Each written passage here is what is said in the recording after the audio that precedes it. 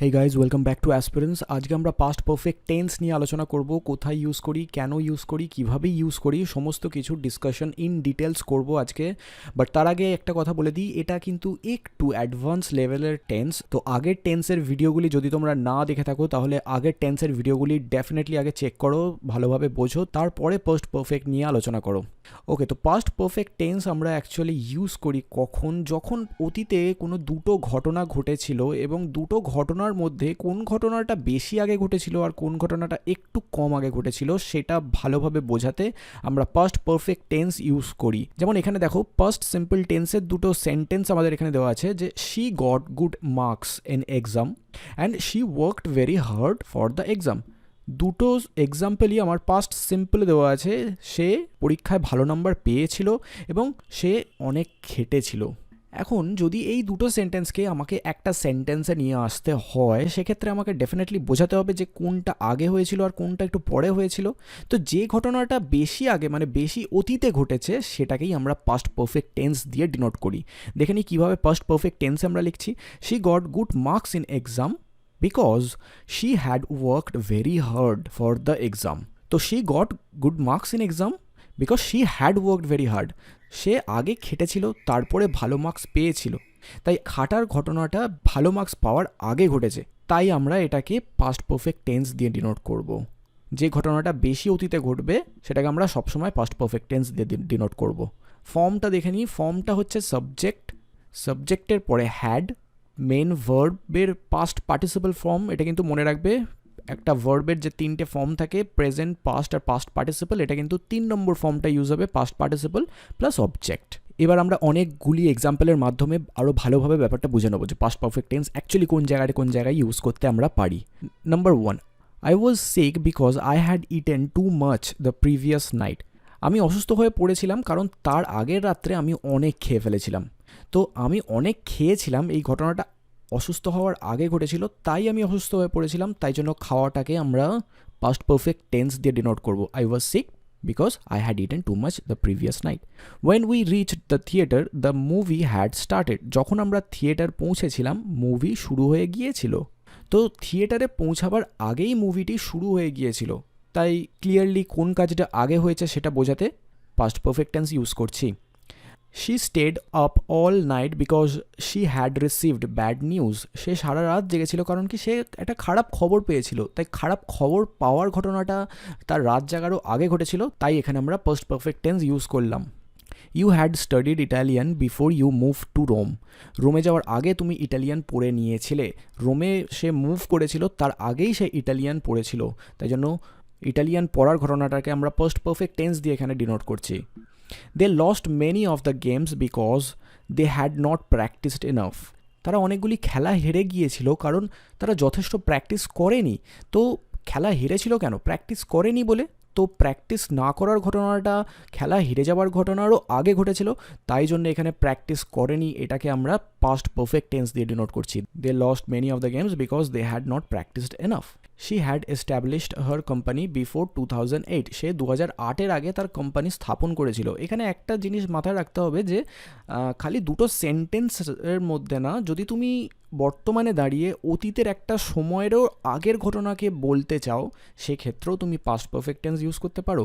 এটা 2021 আর সে কোম্পানি স্থাপন করেছিল 2008-এরও আগে, সেক্ষেত্রে তুমি কিন্তু এটা পাস্ট পারফেক্ট টেন্স দিয়ে ডিনোট করবে যে she had established her company before 2008।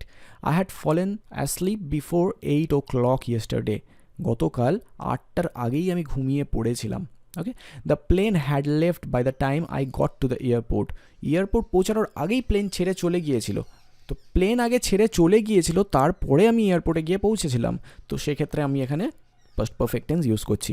তাহলে বোঝা গেল দুটো ঘটনা যখন অতীতে ঘটেছে, সেই দুটো ঘটনার মধ্যে কোন ঘটনাটা বেশি আগে ঘটেছে সেটাকে আমরা পাস্ট পারফেক্ট টেন্সে কনভার্ট করব, আর যেটা একটু পরে ঘটেছে বা কম অতীতে ঘটেছে সেটাকে আমরা জাস্ট সিম্পল পাস্ট হিসাবেই রাখবো। এখানে প্রত্যেকটা এক্সাম্পলে তুমি সেটাই দেখতে পাচ্ছ যে ঘটনাটা বেশি আগে ঘটেছিল সেটাকে আমরা পাস্ট পারফেক্ট টেন্সে কনভার্ট করে দিয়েছি, আর যে ঘটনাটা তার একটু কম আগে ঘটেছিল সেটা নর্মাল সিম্পল পাস্ট টেন্সেই আছে। এটাই হচ্ছে পাস্ট পারফেক্ট টেন্স।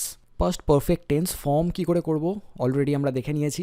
সাবজেক্ট, তারপরে হ্যাড, তারপরে মেন ভার্বের past participle form. For positive sentence প্রথমে সাবজেক্ট, তারপর had, past participle form plus object. I, you, we, they, he, she, it and for third person singular number had plus main ভার্বের past participle form. যেমন এখানে work main verb, তার past participle worked, তো এখানে worked বসেছে। এটা একটা regular verb. যদি ইররেগুলার ভার্বের ক্ষেত্রে ফর এক্সাম্পল যদি গো হতো, আই হ্যাড গন হতো, go went gone. For negative subject plus had plus not plus main ভার্বের past participle form. I, you, we, they, he, she, ইটের ক্ষেত্রে had not worked. Okay, interrogative সেন্টেন্সের ক্ষেত্রে আমরা জানতাম যে অক্সিলারি ভার্ব আমার সাবজেক্টের আগে চলে যায়। এখানে অক্সিলারি ভার্ব আমার কি হ্যাড, তো হ্যাড ডেফিনেটলি সাবজেক্টের আগে যাবে, তারপরে সাবজেক্ট দেন মেন ভার্বের past participle form. That's it. আর যদি WH ওয়ার্ড বসাতে হয় তাহলে WH ওয়ার্ড অক্সিলারি ভার্বেরও আগে বসবে। কন্ট্রাকশন সংক্ষেপণ কি করে করি? আই হ্যাডকে যদি সংক্ষেপে লিখতে হয় আমরা লিখি HA উঠে গিয়ে অ্যাপোস্ট্রফি ডি হয়ে যায়, আইড।